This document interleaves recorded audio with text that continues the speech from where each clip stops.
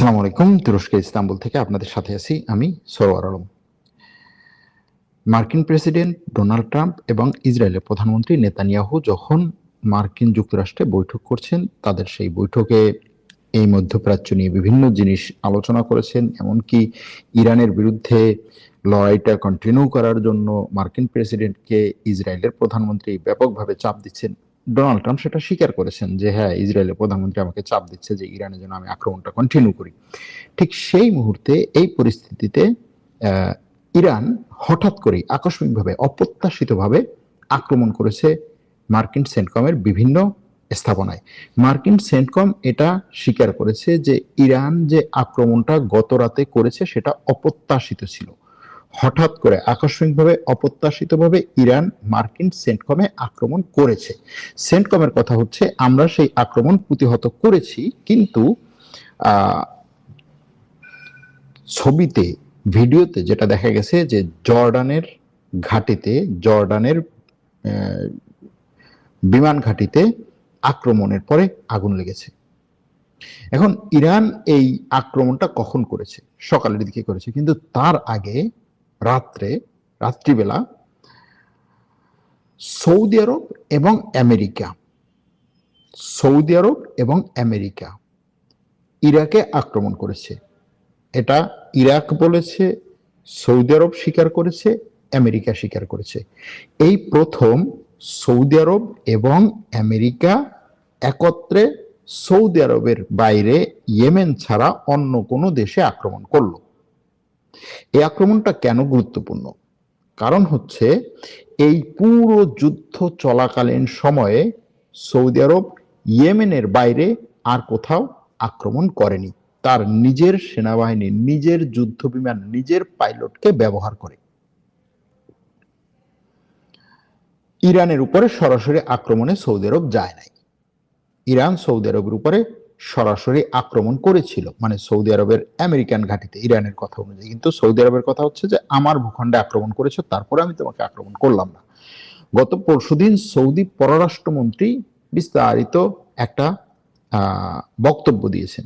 তার বক্তব্যে তিনি বলেছেন যে ইরান এই অঞ্চলে মুসলিম বিশ্বের নেতা বলে, মুসলিম বিশ্বের রক্ষক বলে, ইসরায়েলের বিরুদ্ধে একমাত্র রক্ষাকারী বলে, ফিলিস্তিনিদের প্রধান এবং শুধুমাত্র নিরঙ্কুশ সমর্থনকারী বলে, জায়নবাদীদের বিরুদ্ধে, আমেরিকার বিরুদ্ধে লড়াইকারী একমাত্র রাষ্ট্র বলে।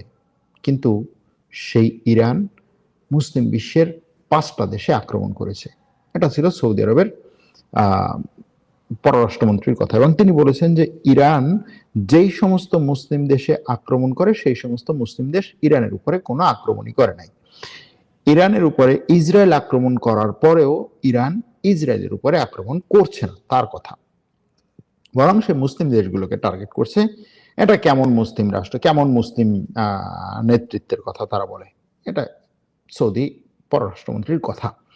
এরপরে সৌদি পররাষ্ট্রমন্ত্রীর এই বক্তব্যের 2 দিন পরে সৌদি আরব সরাসরি টার্গেট করলো ইরাককে। ইরাকে কাকে টার্গেট করেছে? ইরাকে হাসদি সাব্বি নামে একটা অর্গানাইজেশন আছে, আপনারা জানেন হাসদি সাব্বি। হাসদি সাব্বি নিজেকে পপুলার মোবিলাইজেশন ফোর্স, যেটা এই ইরাকের সরকারকে সাপোর্ট দেওয়ার জন্য একটা প্যারামিলিটারি ফোর্স, যারা সরকারের কোনো সামরিক বাহিনীর অংশ না, বরং বেসরকারিভাবে নিজেদের মতো অস্ত্র হাতে নিয়ে বিভিন্ন এলাকায় লড়াই করত। তারা ইরাকের সরকারকে সাপোর্ট দেওয়ার জন্য সরকারের সাথে একীভূত হয়ে একটা সময় ওই যে মসুলে যখন আইএসআইএস ব্যাপক পরিমাণে জায়গা দখল করে এবং সেটার বিরুদ্ধে ইরাকের সরকার, আমেরিকা যখন আইএসআইএস বিরোধী আক্রমণ করে, তখন এই ইরাকের সরকারকে সাপোর্ট দেওয়ার জন্য ইরানের পক্ষ থেকে সমর্থন প্রাপ্ত, ইরানের পক্ষ থেকে ট্রেনিং প্রাপ্ত, ইরানের পক্ষ থেকে অস্ত্রপ্রাপ্ত এই পপুলার মোবিলাইজেশন ফোর্স বা হাসদি সাব্বি ইরাকের সরকারের সাথে একীভূত হয় এবং একত্রে তারা লড়াই করে। একীভূত হয় বলতে ইরাকের সরকারের সমর্থন নিয়ে লড়াই করে। তারপরে ইরাকের কথা ছিল যে ঠিক আছে, এই ইরান তুমি তোমার হাসদি সাব্বিকে আমার কাছ থেকে নিয়ে যাও, আমাদের হচ্ছে আইএসআইএস বিরোধী লড়াই শেষ হয়ে গেছে। কিন্তু পরবর্তীতে হাসদি সাব্বি বলছে না, আমরা এখান থেকে আর যাব না, এবং তারা সেখানে ভালো একটা ঘাঁটি গেড়ে বসে। শেষ পর্যন্ত তারা ইরাকের ইরানপন্থী সরকারের সমর্থন নিয়ে সেখানে থাকে। এখন সৌদি আরবের কথা হচ্ছে, গত পরশুদিন এই হাসদি সাব্বিদের পক্ষ থেকে ইরাকের মধ্য থেকে সৌদি আরবের উপরে ড্রোন টার্গেট এবং মিসাইল টার্গেট করা হয়েছে, ড্রোন এবং মিসাইল নিক্ষেপ করা হয়েছে সৌদি আরবের দিকে। সৌদি আরবের কথা হচ্ছে, ইরাক থেকে ইরানপন্থী এই হাসদি সাব্বি এবং ইয়েমেন থেকে ইরানপন্থী হুথিরা দুই দিক থেকে সৌদি আরবের উপরে ড্রোন এবং মিসাইল আক্রমণ করেছে। যেহেতু ইরানের উপরে সরাসরি আক্রমণে যাচ্ছে না, তাহলে সৌদি আরব এই দুই পক্ষের উপরেই আক্রমণ করবে। এবং সৌদি আরবের কথা আমেরিকার সাথে যে, এই আমেরিকা, তুমি তো আমাকে ইয়েমেনে আন্তর্জাতিক সন্ত্রাস বিরোধী আক্রমণের সহযোগিতা করছো এবং সেই 2015 সাল থেকে এই সহযোগিতা করেই আসছো, সুতরাং আমাকে এই সহযোগিতার মধ্যে এখন আমি যে দুই দিক থেকে আক্রান্ত হচ্ছি, এই দুই দিকের আক্রমণ থেকে আমাকে রক্ষা করো, আসো আমার সাথে একত্রে এদেরকে টার্গেট করি। ইরাকে এই টার্গেটটি করেছে হাসদি সাব্বির উপরে। ইরাকে আবার হাসদি সাব্বির অনেকগুলো ছোট ছোট ভাগ আছে, অথবা যদি বলি এভাবে যে ইরানপন্থী ইরাকে অনেকগুলো গ্রুপ আছে। তাদের মধ্যে একটা হচ্ছে কাতাইব হিজবুল্লাহ, আর একটা হচ্ছে কাতাইব সাইয়েদ আল সুহাদা। এই দুটো গ্রুপের উপরে আক্রমণ করেছে মূলত সৌদি আরব এবং আমেরিকা। এখন এই আক্রমণের পর ইরান কি বক্তব্য দেয়, ইরান কি বলে, এটা একটা বড় প্রশ্ন। আবার ইরাক কি ধরনের পাল্টা জবাব দেয়, এটা একটা বড় প্রশ্ন। ইরাক কি পাল্টা জবাব দিবে? ইরাক কি সৌদি আরবের বিরুদ্ধে আক্রমণ করবে? যেহেতু সৌদি আরব এখানে একা আসে নাই, সৌদি আরব সাথে আমেরিকাকে নিয়ে আসছে, সে কারণে খুব সম্ভবত ইরাক সৌদি আরবের বিরুদ্ধে কোনো বড় ধরনের অ্যাকশনে বা বড় ধরনের টার্গেটে যাবে বলে মনে হয় না। এখন এটা এই অঞ্চলে এই যে উত্তেজনা যেটা বাড়তেছে, এটাকে আরো বাড়াবে কিনা দেখুন। ইরান এখানে এই যুদ্ধটাকে শুরুতে চায় নাই, যে না ভাই আমি যুদ্ধে যাব না, কিন্তু যে পর্যায়ে নিয়ে আসা হয়েছে তাতে ইরানের যুদ্ধ করা ছাড়া আর কোনো উপায় নাই। ইরান শেষ পর্যন্ত যে আমার যেহেতু যুদ্ধ করা ছাড়া উপায় নাই, তাহলে আমি একেবারে পুরো সবকিছু দিয়েই যুদ্ধ করবো, এবং সে সবকিছু দিয়েই যুদ্ধ করছে।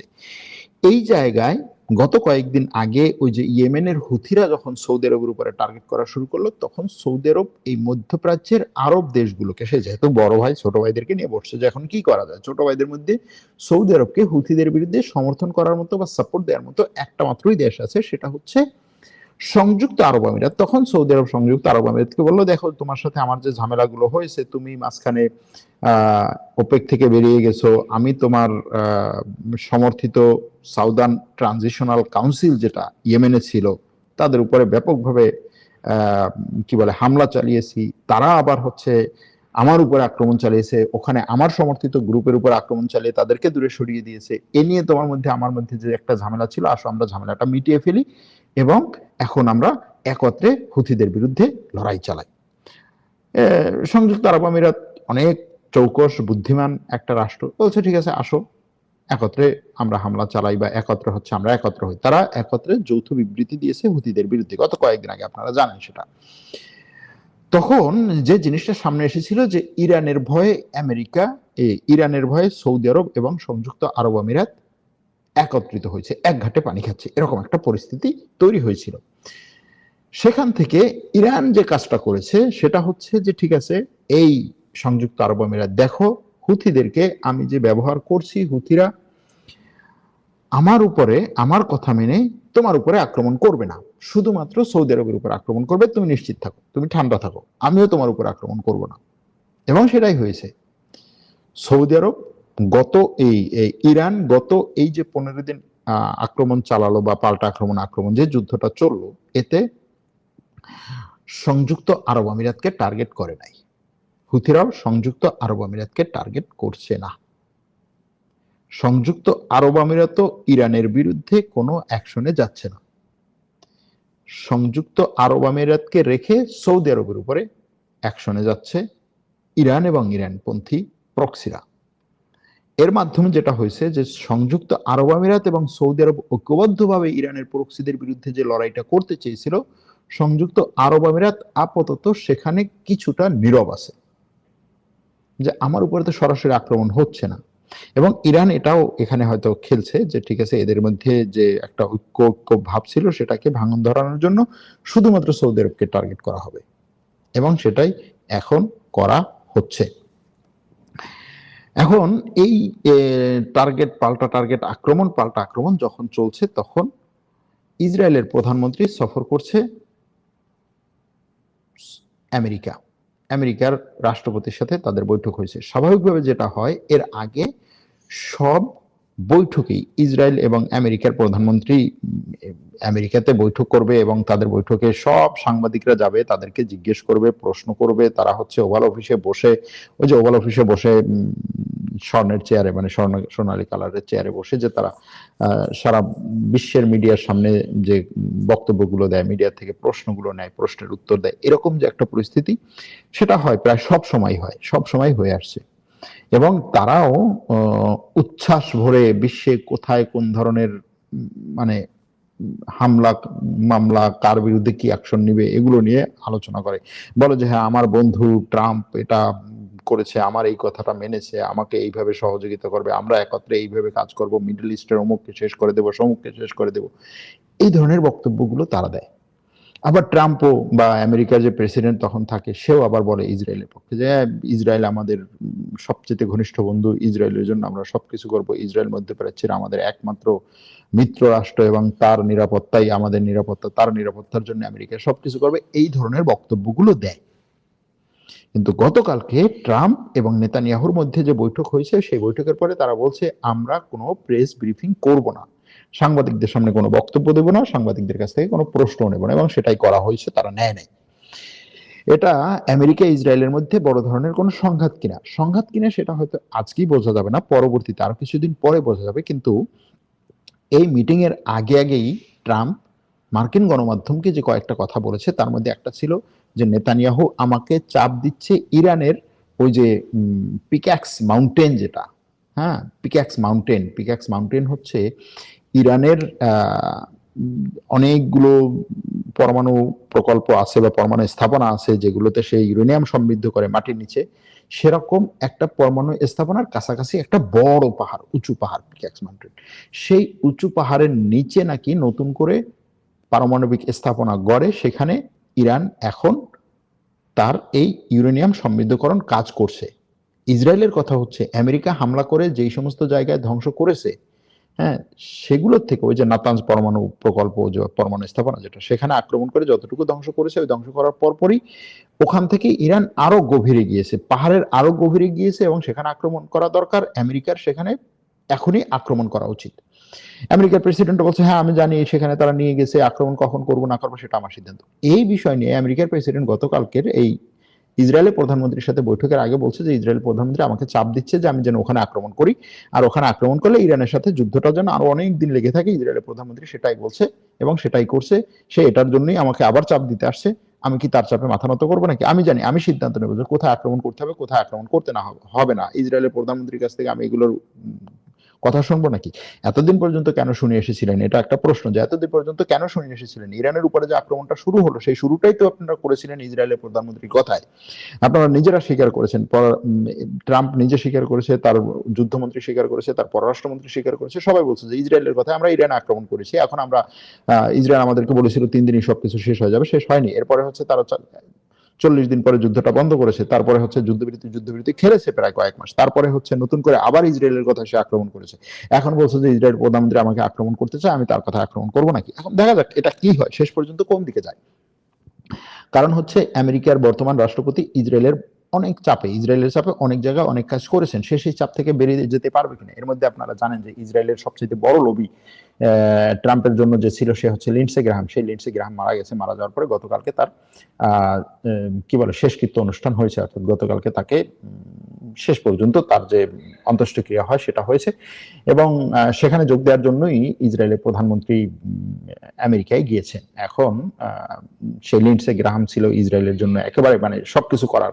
ইসরায়েলের প্রধানমন্ত্রীকে সে ফোন করে বলেছিল যে ঠিক আছে তুমি কি চাও ইরানের বিরুদ্ধে, তুমি কি কি চাও, আমি ট্রাম্পকে দিয়ে ইরানের বিরুদ্ধে যুদ্ধটা লাগাবো, আর কি চাও, এরকম ভাবে একটা ফোন লিক হয়েছে, ফাঁস হয়েছে যে সে ইসরায়েলের প্রধানমন্ত্রীকে ফোন করে এই সমস্ত জিনিসের কথাও বলেছে যে আমি তোমাকে এটা এটা এটা এটা করাতে পারবো। তো সেই লোক মারা যাওয়ার পরে ট্রাম্প হয়তো মনেও করতে পারে যে ঠিক আছে লিন্ডসে গ্রাহাম মারা গেছে, এখন আমার উপর থেকে ইসরায়েলের প্রেশার কমে গেছে, কিন্তু তার জামাতা নিজে হচ্ছে জায়নবাদীদের বড় সাপোর্টার, হ্যাঁ, ইসরায়েলের একেবারে সবচেয়ে বড় লবি। তারপরে হচ্ছে তার যে মধ্যপ্রাচ্যে বিষয়ক যে প্রধান উপদেষ্টা না স্টিভ উইটকফ, সেও হচ্ছে ইসরায়েলের বড় লবি। এই তার একেবারে দুই পাশে দুজন ইসরায়েলের বড় লবি বসে থাকার পরেও সে ইসরায়েলের বিরুদ্ধে কতটা যেতে পারবে, কতটা হচ্ছে সে নিজের আখের গোছাতে পারবে, এটা দেখার বিষয়। আগামী নির্বাচন আছে, এই নির্বাচনে সে চায় যে তাড়াতাড়ি যুদ্ধটা বন্ধ হোক, মানুষজনের যে সবকিছুর দাম বেড়ে গেছে এটা একটু কমুক।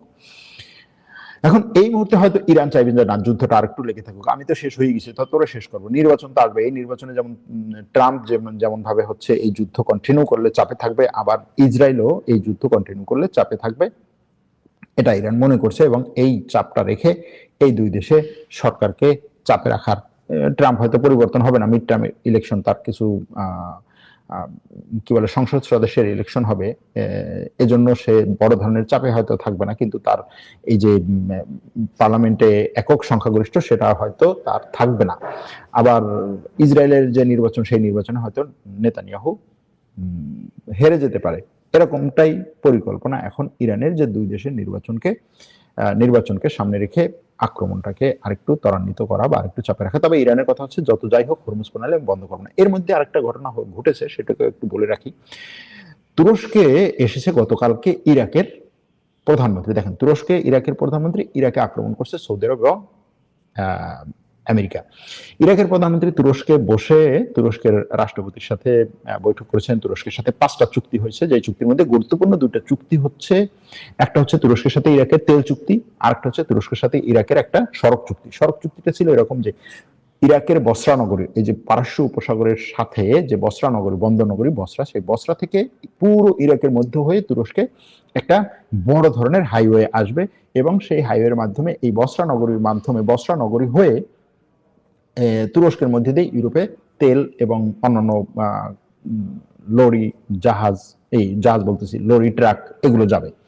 বড় একটা বাণিজ্যিক রুট হবে এটা নিয়ে একটা চুক্তি, $30 বিলিয়ন এই ডেভেলপমেন্ট সড়ক চুক্তি, এটা গতকালকে দুই পক্ষ করেছে। এটা ইরাকের যে সড়ক মন্ত্রী সে করতে চায়নি এই চুক্তিটা, এমনকি ওইখানে বসেও সে এটা করতে চায়নি। ফাইনাল হওয়ার পরেও সে বলছে আমি চুক্তিতে স্বাক্ষর করবো না, এটা নিয়ে একটু ওখানে ঝামেলা হয়েছে, শেষ পর্যন্ত সে স্বাক্ষর করেছে। আরেকটা হচ্ছে তুরস্কের সাথে ইরাকের পেট্রোল চুক্তি। তুরস্কের সাথে ইরাকের এই পেট্রোল চুক্তিতে ইরাক বলছে যে আমি তুরস্ককে দৈনিক 1 বিলিয়ন ব্যারেল পেট্রোল দিতে পারি, সেই ক্ষমতা আছে এবং তুরস্ককে আমি সেটা দিতে পারি।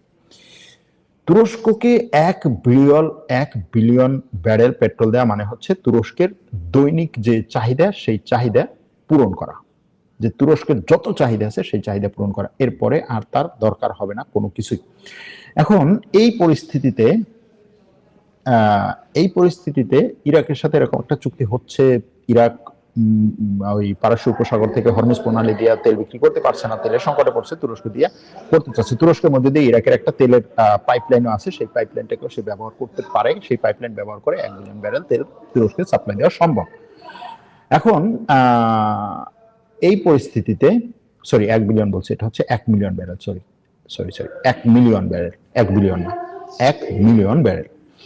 তো এই পরিস্থিতিতে ইরাকের সাথে তুরস্কের সম্পর্কটা সামনে আগাচ্ছে। এখন হরমুজ প্রণালী যদি বন্ধ থাকে তাহলে তুরস্কের এই সুযোগটা তুরস্ক নিতে পারবে, যদি হরমুজ প্রণালী বন্ধ থাকে বহুদিন ধরে।